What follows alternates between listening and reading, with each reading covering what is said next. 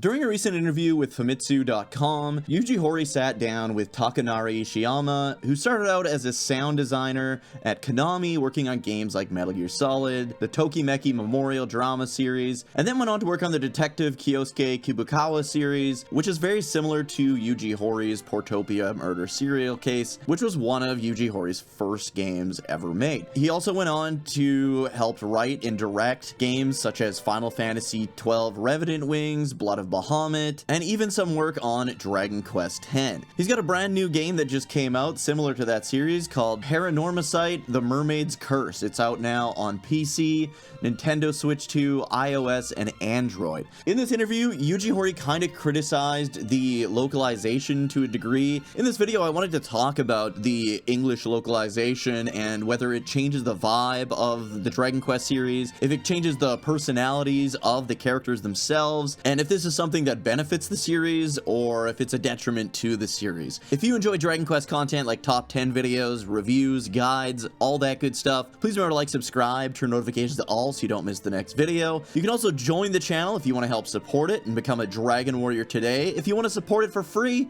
just hype the video on mobile. It helps more people to be able to find it and helps out a ton. Alright, now let's get into it. So like I said, Yuji Horii sat down with Famitsu.com along with Ishiyama, and this was mostly an interview about Paranormicite: The Mermaid's Curse, but they did get into some Dragon Quest information here, and that's kind of what I'm going to focus on here. If you wanted to read the full article, I'll put the link in the description. It kind of goes through how Yuji Horii's Portopia series inspired Ishiyama, among other things. So check it out, it's a good read, but for this video, we're really going to just focus on kind of the Dragon Quest parts of things. So the first bit of Dragon Quest they discussed, Ishiyama talked about how impressed he was when he first played Dragon Quest IV. Since it was written in an omnibus format, there was a main character for each chapter, and then in the final chapter, we get an idea of what happened to the various main characters between their chapters and the final chapter. It was nice to kind of see, okay, this is where this character ended up, and this is how this character kind of worked towards their personal goals. He also liked how no matter what order you would have put those first 4 chapters in, you would have learned about all the different towns and villages, and it would have worked out no matter what order they would have put them in. He thought it was really amazing how Yuji Horii wrote the scenario this way, and how everything kind of connected in the 5th chapter. He really liked the way that it gradually developed the world and its people by introducing just small segments of this massive world and focusing on them with each of the characters in their own individual chapters. He thought it was perfect because you didn't have to over-explain what the characters did in between their chapter and the final chapter, because after meeting up with them, you could kind of just figure it out. They would kind of tell you what they've been up to, and from that, you can kind of deduce what they've been doing since the prior chapter. It just means the players were easily able to figure out what was going on without the use of too much narration, and that's kind of how Yuji Horii likes to write his games. When Famitsu asked Yuji Horii, what was it that inspired you to make Dragon Quest IV an omnibus story, Yuji Horii said he liked the idea of party members joining the party, but he wanted the players to be able to experience the journey in each of those individual characters' shoes so that they could better understand where they were coming from, their origins, and what drives them. He wanted it to feel exciting to finally unite all these characters in the final chapter and have the player already have a vested interest in each of their journeys. It was also kind of interesting to see how Yuji Horii goes about the development of the Dragon Quest game. He says that at the start, there is no plot. When you first create a Dragon Quest game, you start with the world map, the placement of the people, towns, and then you start working on dialogue, and then you start working on like a prologue, and from there go into what you want the story to be. The first time Ishiyama experienced this was when he was working on Dragon Quest X, and he did some of the writing for the game. He said when writing Dragon Quest X, and after kind of studying the manual of how Yuji Horii writes his stories, he learned to be a lot less wordy with the character dialogue and kind of get the point across in a more natural way to the player. Yuji Horii also mentioned how difficult it was to make some of the early games because all he could use was hiragana, which is Japanese's basic writing characters, and it takes up a lot of space to write everything out in hiragana, whereas realistically they would use kanji because kanji can take the place of any like nouns, explanations, situations, and there's just kanji for like almost everything in Japan, and you would pretty much just use hiragana for grammar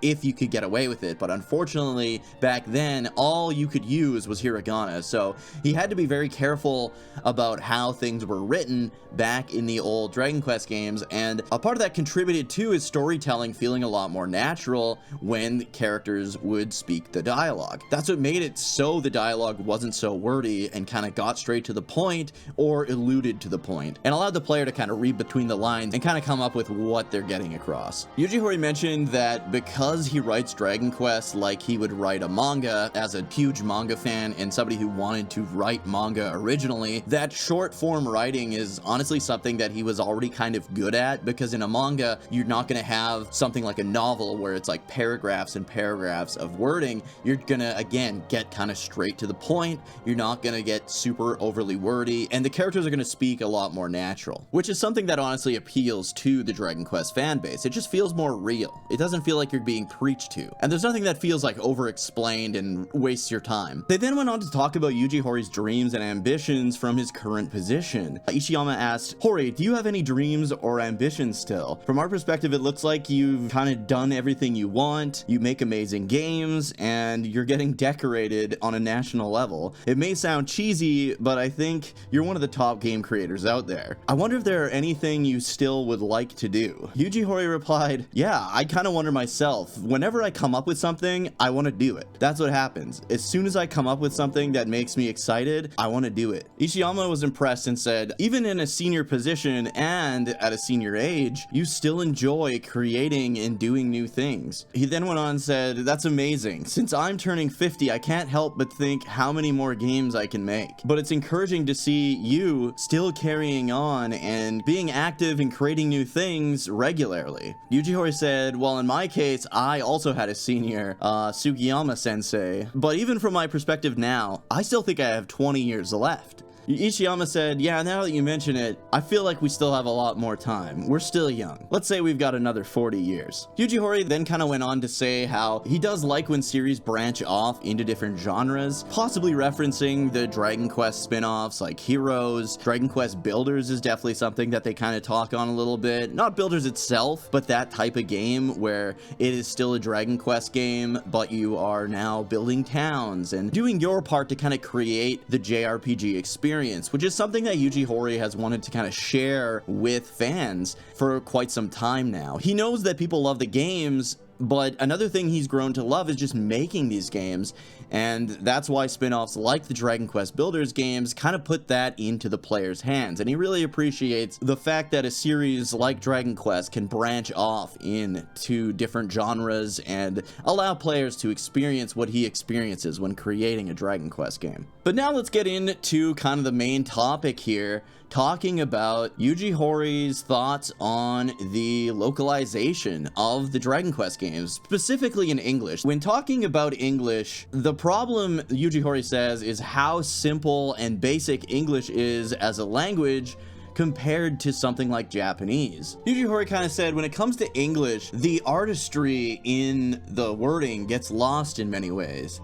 Things inevitably end up sounding even more simplistic. For example, in Japanese, there's a variety of pronouns you could use for yourself. So for example, in English, the word I or me, it pretty much is all you have to work with. In Japanese, you've got pronouns like ore, boku, washi, watashi, and they all mean self or I or me, but they tell you something about the person saying them. For example, if you have a girl saying something like boku, referring to themselves like boku wa, it means that they see themselves in more of like a tomboyish role. They're interested in things that maybe stereotypically males would be interested in, right? So someone saying boku wa would immediately portray to the listener, even when you're speaking to somebody who is Japanese, it would portray to you kind of the type of personality that person has without them having to go into kind of detail into like what their interests are and stuff like that. You can tell just by the way they refer to themselves. And that's something that the English language language doesn't really have.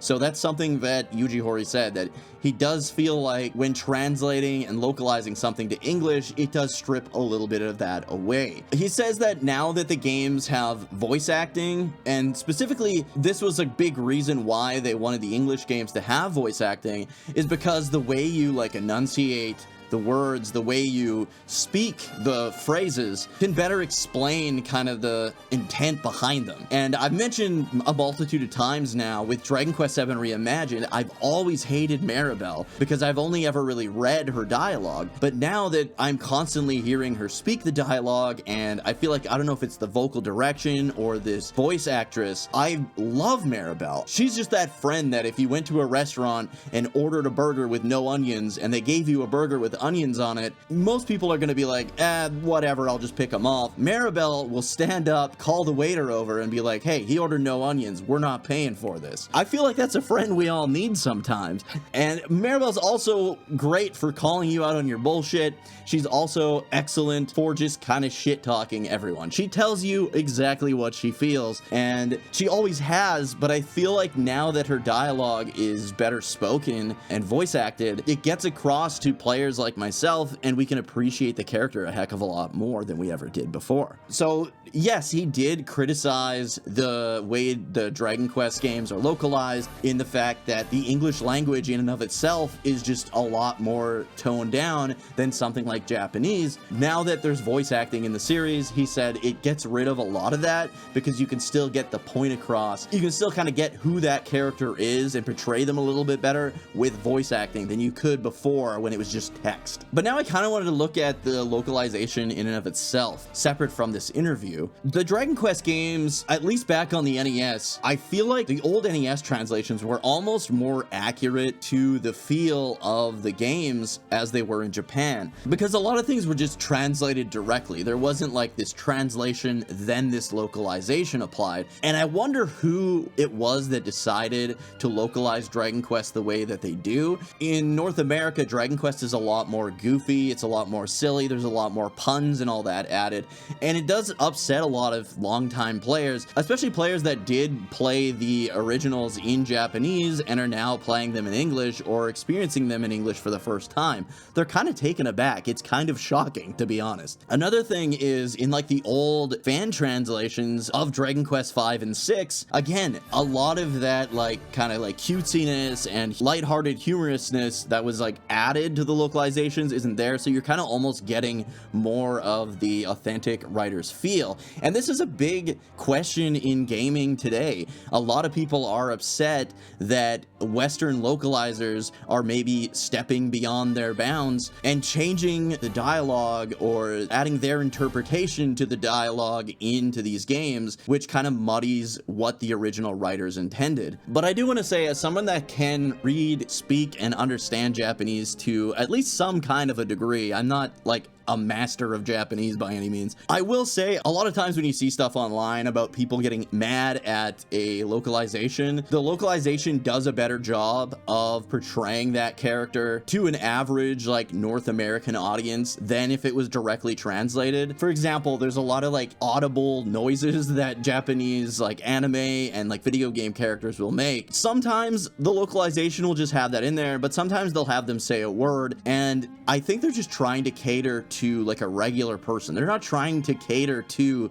the weebs out there, right? The people that watch anime with the Japanese dub and the English subtitles. They're catering to the regular everyday person. They want their product to be enjoyed by as many people possible. So they want people to understand what the characters' personalities are. And I think the best way to do that a lot of times is to localize and sometimes tweak the dialogue a little bit. Now, I'm not the biggest fan in some ways of the accents being written out in the Dragon Quest games when you go from country to country. A part of me appreciates it because I love travel, and a big reason I love traveling is because when you're playing a Dragon Quest game, you really feel like you're interacting with all these different cultures and countries and different people with all their different dialects, and I feel like the dialects help portray that a little bit better. Whereas in the Japanese versions of the games, none of the different countries and towns, they don't have any like weird dialects and stuff. It's just written in regular Japanese for the most part. Another thing I do like is in the originals, your spells were like hurt, hurt more, heal more. And now, for the most part, they did kind of localize it more properly and made it so that the spells are basically onomatopoeias of what the spell would sound like. So for example, like frizzle sounds kind of like fire and sparks coming off of a fire. And then another thing I wanted to mention, and this is kind of arguments, I guess, in favor of localization. Definitely let me know down in the comments if you're opposed, and with examples of things that kind of oppose localization. But I wanted to kind of mention a couple different translations, especially like the modern translations, because like I said, a lot of the old translations are just absolutely direct translations from Japanese, which is okay as well. But something like, for example, the ham sandwich. Some of the Western audience might think, oh, that's really stupid. They're turning this monster's name into a pun, and it shouldn't be. It should be like a monster. In Japanese, it's more serious. Well, I just want to tell you that it's not. It's actually a fairly accurate way of localizing the monster name. In Japanese, the ham sandwich's name is Tombrero. As many of you know, a big brimmed hat that people in Mexico wear is called a sombrero, but as most of you probably don't know, in Japanese, pork is referred to as ton. So tombrero is a pig with a large brimmed hat, and that is what the ham sandwich is. So again, I feel like that is a really good way of localizing it because it's something that people in the West will understand. Ham sandwich. It's a play on like a ham sandwich, and it's also a shaman slash a witch, right? Because it's got magical abilities. It carries the spirit of the original, but it's a lot easier for the Western audience to kind of pick up on that wordplay. Another one that is kind of on point for that, in my opinion, is Mortimer, the final boss of Dragon Quest VI. A lot of people kind of get upset with this one because it's such a huge deviation, but if you look at it and kind of break it down, it doesn't really deviate all that much, and I feel like they could have definitely stuck with the original, but I think they were just trying to kind of lower the rating for the Western audience. So the original name of the final boss of Dragon Quest VI is Death Tamor. Death Tamor is kind of like the tamer of death, the controller of death and darkness, right? It kind of gives that kind of a vibe. And then in English, they changed his name to Mortimer. And if you think about it, mortuary is like death, and I feel like it keeps that same spirit. Again, I definitely probably prefer Death Tamor, but I understand that they were trying to kind of make it under a certain age rating in order for more people to be able to play it here in the West. This is something that has gone on forever, even kind of more so now because the Japanese rating board has increased their restrictions. So now when people complain about a game, oh, now it's being censored, blah, blah, blah, just for the West, that's not even true anymore, because now it's being censored or cut back for the Japanese audience as well, because they've increased their restrictions on how their ratings work in Japan. And then there's a few that are kind of a little bit off. One's kind of in the middle, so I'll start with that one. So the liquid metal slime used to be called the Metal Babble or the Metabble, whatever you want to call it, in the classic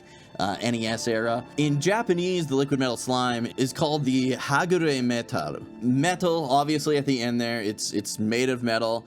Hagure means to break down or to separate, and so it feels like kind of like a melted metal is kind of what it's getting across. It's weird probably to most people that it's not even called slime. It would just be called like melted metal in Japanese. So I honestly prefer the North American translation of liquid metal slime or even metal babble over what the Japanese one is, but it does keep kind of that same spirit, right? It's kind of in between where it is a new thing, but it kind of keeps the same spirit. One that I prefer the localization name, but it is quite a bit different from the original, would be Nocturnus. And Nocturnus's original name is Dark Dream, because he's basically like a living nightmare if you think about it, right? And I like Dark Dream. It's a pretty badass name. Nocturnus gets that same feeling across, I feel, though. Like, Nocturne is kind of like darkness, night, and I think it still carries the feeling across. And I think that's the most important thing when localizing, is carrying the feeling that the writer wanted to get across, not so much a direct translation of the original.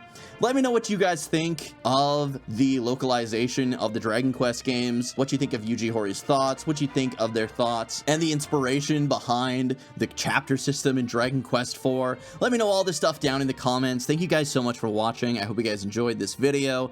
If you did, please remember to like, subscribe, turn notifications to all so you don't miss the next one.